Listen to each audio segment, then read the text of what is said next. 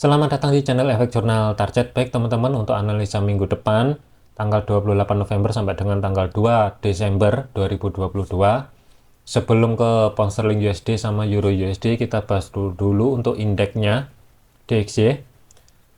Kemarin minggu lalu itu kita sudah antisipasiin kalau misalkan batas maksimal ya, maksimal itu koreksinya adalah 108 dan untuk 110 kemungkinan nggak tercapai. Nah ini untuk yang kemarin harga tertingginya itu ketika di harga ini menyentuh resistennya di 108, kemudian harga kembali ke bawah, kemudian 107, di kisaran 107 ini ada supportnya dia sebelumnya ya, support, kemudian ditembus, ini ada drop, base drop, kemudian harga turun menuju ke 106. Otomatis yang ini sebelumnya support akan berubah kembali menjadi resisten. Nah, ini ada zona kecil juga, zona drop is drop yang baru terbentuk minggu lalu.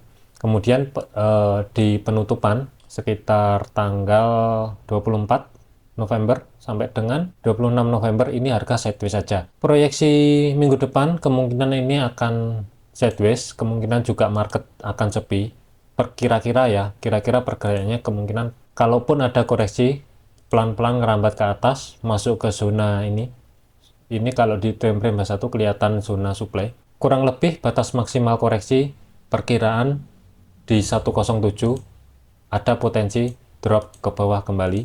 Kemudian yang perlu diperhatikan adalah 105 ini yang akan menjadi target minggu depan. Kalaupun lebih, kemungkinan 104.50 kemungkinan akan tercapai minggu depan.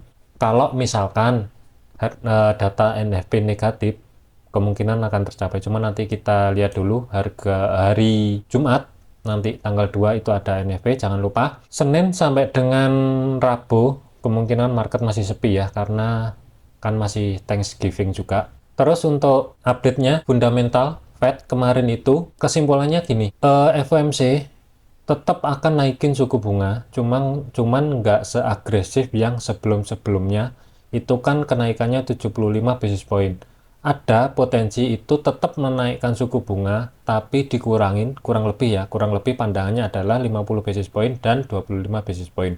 Kalau misalkan itu terjadi, ada potensi USD ini terus melemah. Itu yang jadi kesimpulan dari FOMC yang kemarin ya, yang Fed kemarin rapat dari Kamis dini hari jam 2. Itu kurang lebih kesimpulannya seperti itu. Cuman kalau dibahas nanti panjang. Jadi kita ambil kesimpulannya aja. Jadi untuk yang DXY yang perlu diperhatikan adalah resisten ada di 107.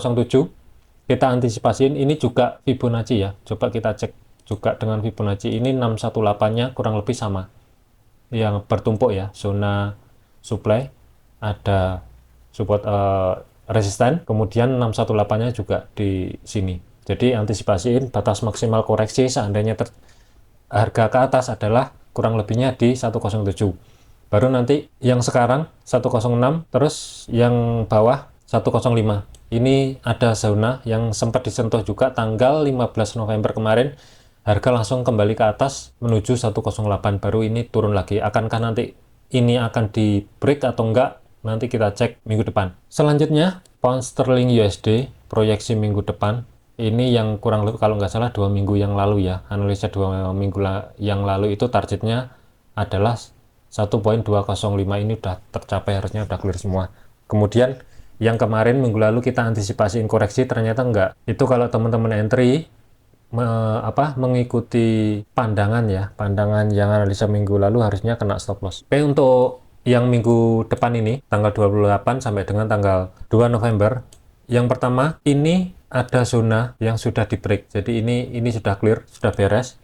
Kemudian resistennya paling atas ada 1.2300 yang akan jadi perhatian untuk minggu depan. Kemudian di bawahnya ada 1.2200. Ini dua resisten ini bertumpuk dengan zona supply di kiri, silahkan cek sendiri.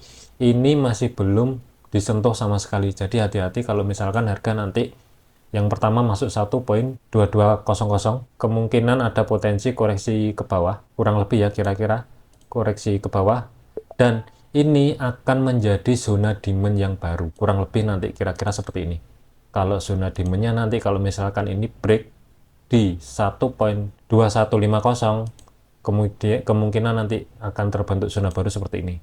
Ini akan menjadi tahanan dia seandainya ini break ke atas kemudian koreksi, kurang lebih nanti gambarannya seperti ini. Cuman ini kita skip dulu karena belum break. Untuk resisten selanjutnya ada di 1.2100 ini yang belum mampu tutup di atasnya. Ini penutupan kemarin itu kurang lebih ada di 1.20866.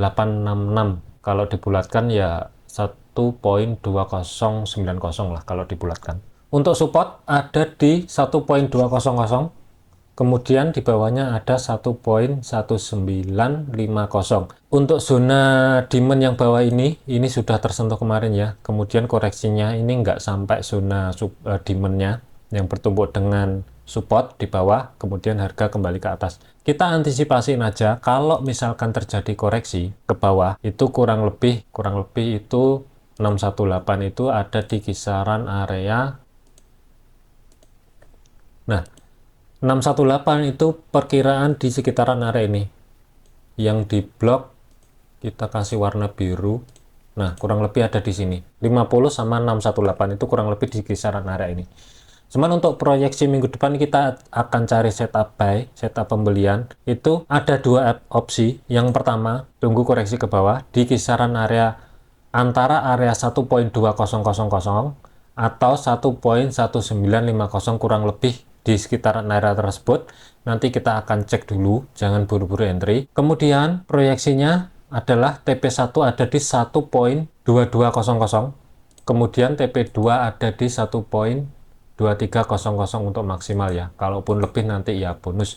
Kurang lebih untuk yang pertama pembelian itu tunggu koreksi, kurang lebih kita bulatin aja lah 1.200 nanti di area itu dulu nanti kita cek. Kemudian untuk target maksimal adalah 2300 nanti kita gambar. Stop lossnya itu di bawahnya yang low yang terakhir ini untuk sementara nanti, kecuali nanti kalau ini sudah break baru nanti stop lossnya bisa dipindahkan, kurang lebihnya ada di bawahnya 1.1950. Sementara untuk stop loss di area ini. Jadi untuk yang proyeksi pertama area entry ada di 1.1980, kita bulatkan aja. Kemudian TP1 ada di 1.220, kemudian TP2 ada di kurang lebihnya 1.2300. Nah, ini untuk proyeksi minggu depan yang setup pertama. Untuk stop lossnya sementara tetap di bawahnya swing low yang kemarin, kira-kira ada di 1.1740 atau 50 nggak masalah. Ini untuk yang pertama, kurang lebih nanti setupnya seperti ini. Kemudian untuk yang setup kedua itu nanti, ini yang pertama, yang kedua pembelian juga tunggu tutup di 1.2100 di time frame H4 ya, kira-kira seperti ini. Kalau misalkan ada penutupan di 1.2100 ada potensi ini harga gerak ke atas menuju ke zona supply ini ya. Kalau misalkan tertembus, ini kemungkinan akan terkoreksi dan menuju ke atas di area 1.2300. Kurang lebih setupnya nanti seperti ini untuk setup yang kedua. Nanti terserah teman-teman mau pakai yang mana. Tapi intinya tunggu dulu tutup di 1.2100 kurang lebih. Kalau kita bulatkan nanti untuk entry-nya ada di atasnya sedikit. Nah, untuk stop loss sementara ada di 1.1900 untuk sementara. Karena ini low-nya belum kelihatan. Nanti kalau sudah break ke atas baru kelihatan. Jadi kita proyeksikan aja sementara nanti nah di sini. Untuk stop loss-nya ada di 1.20100. Nanti kita cek dulu akankah ini membuat low baru atau enggak. Nanti sabar dulu. Nanti kita cek reaksinya hari Senin ataupun Selasa ya, minimal tutup di H4. Terus area entry kalau misalkan penutupan ada di 1.2100 ada di atasnya kurang lebih ya jarakin aja 10 pip, ada di 1.2110 kurang lebihnya di area ini ya, atau di 1.22 lah, 1.212 kurang lebih di area ini. TP1 ini kecil tetap sama 1.2200, TP2 tetap sama. Ini yang setup kedua. Jadi silahkan pilih sendiri. Ingat, jadikan referensi, jangan dijadikan patokan ya. Karena belum tentu benar juga. Kemungkinan seperti ini. Dua proyeksi, silahkan. Kalau saya lebih prefer yang setup pertama. Tunggu koreksi, baru nanti kita cek di kisaran area 1.19500. Oke, mungkin itu aja untuk yang video pertama. DXY sama pound sterling USD. Semoga bermanfaat. Ingat, jadikan referensi, jangan dijadikan sebagai patokan. Selalu gunakan stop loss ketika entry posisi. Oke, sekian. Terima kasih.